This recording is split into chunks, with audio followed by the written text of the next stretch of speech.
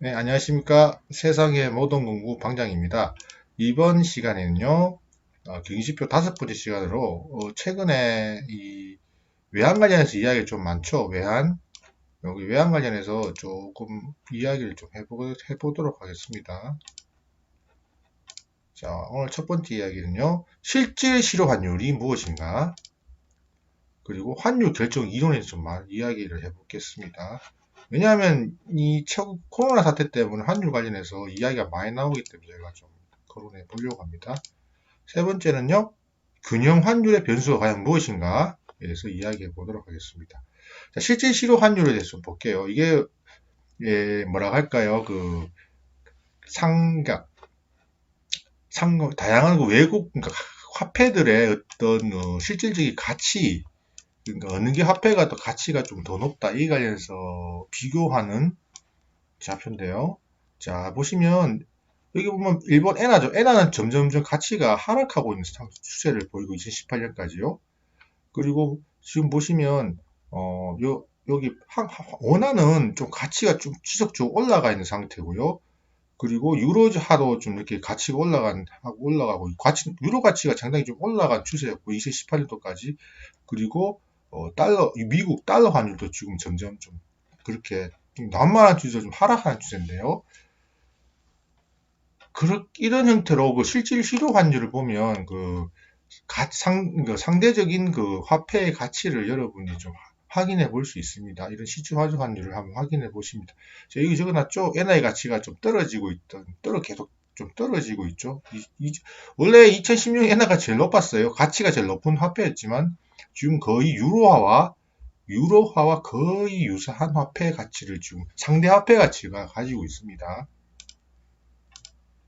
자, 장기적 균형 환율의 변수가 무엇이 있을까라고.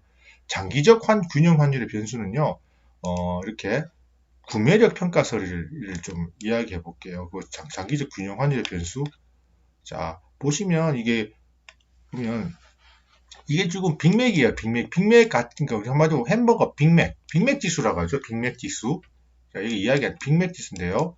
빅맥 지수를 보면 이 환율의 그 균형 환율, 이게 상대적인 환율의 가치에 대해서 볼 수 있는데요. 예를 들면 우리나라는 2017년에 따르면 달러 환산가가 3.84죠.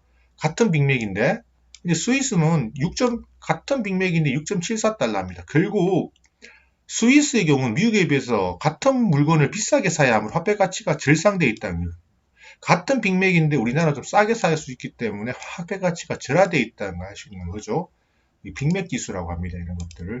결국 화폐 가치가 제일 높은 건 스위스고요. 노르웨이가 좀 높고요. 중국이 좀 보시다시피 중국은 좀 이 가치가 빅맥이 같은 빅맥 제품이지만 달러 환산가라고 보면 제일 낮죠 지금요. 그래서 아직까지는 중국의 화폐 가치가 아직까지는 제일 하위권이다라는 걸 볼 수 있습니다. 근데 제가 참 보면 이 브라질 같은 나라는요, 5.1달러예요. 이게 참 이해가 되시나요? 브라질이라는 나라가 선진국은 아니잖아요, 지금요. 근데 그러니까 화폐 가치가 상당히 지금 절상돼 있다는 건 그만큼 물가가 높다는 겁니다. 제 입장에서. 그래서 브라질이라는 나라가 참 좀 특이한 케이스라고 저는 보입니다. 자, 그러면 그 다음에 이제 장기 균형 환율 변수는 이제 이자 평가설인데요. 뭐 이런 거죠. 캐드 트레이라고 하는데 저금리 통화로 자금을 도달하고 조금리 국가에서 금융상품 투자를 한다라는 건 이제 금리하면 금리. 뭐 일반적 기준금리죠. 결국에는 금리가 높은 나라일수록 그죠? 어찌 보면 화폐 가치가 절하돼 있다고 보는 겁니다. 왜? 미국에서 원화를 달러로 교환하는데 낮은 달러 금리 적용받는데, 그죠? 우리나라에서 이제 달러를 갖고 와서 원화로 교환해가지고 높은 원화 금리를 적용받을 수 있다는 겁니다. 결국에는 한마디로 쉽게 생각하면 뭐 캐드 클리어 이런 것도 이야기지만 이 금리라는 게 각 국가 내 기준금리라는 게 어떻게 보면 화폐의 상대적 가치를 측정할 수 있는 하나의 측정도가 될 수 있다. 결국 금리가 높은 나라이면 높은 나라일수록 화폐 가치는 떨어진다라는 겁니다. 자, 단기적 균형 환율의 변수. 이게 좀 중요하죠. 왜냐하면 우리가 투자를 할 때 이런 거 좀 봐야 되기 때문에 경상수지를 볼게요.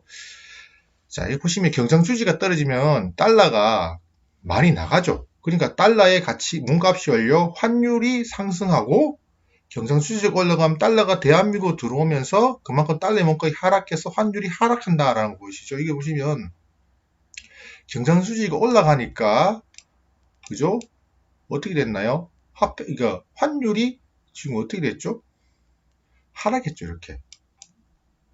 환율이 하락, 그러니까 여기 이 케이스 보시면 경상수지가 지금 올라가고 있죠. 올라가면 화폐 가치는, 그러니까 환율은 떨어지죠, 이렇게. 그만큼 달러가 많이 들어오니까 달러의 가치가, 달러의 그 몸값이 떨어지기 때문에, 이런 환율에 어떤 영향을 미치는 겁니다. 경상수지는, 결국 경상수지가 좋으면 좋을수록 우리나라 원화의 환율이 하락한다라고 보시면 겁니다. 그래서 원화의 환율이 하락한다는 건 우리나라 돈의 가치가 상승한다, 절상된다, 뭐 이런 걸 이야기하시면 됩니다. 이런 경상수지도 보시고요. 왜냐하면 이게 실제로 투자를 할 때 좀 보시면 됩니다. 그리고 자본수지인데요. 이거 똑같아요. 자본수지니까 좀 경상수지에 포함되지만 자본수지 같은 경우는요. 자본수지가 올라가면요. 보시다시피 환율은 하락합니다.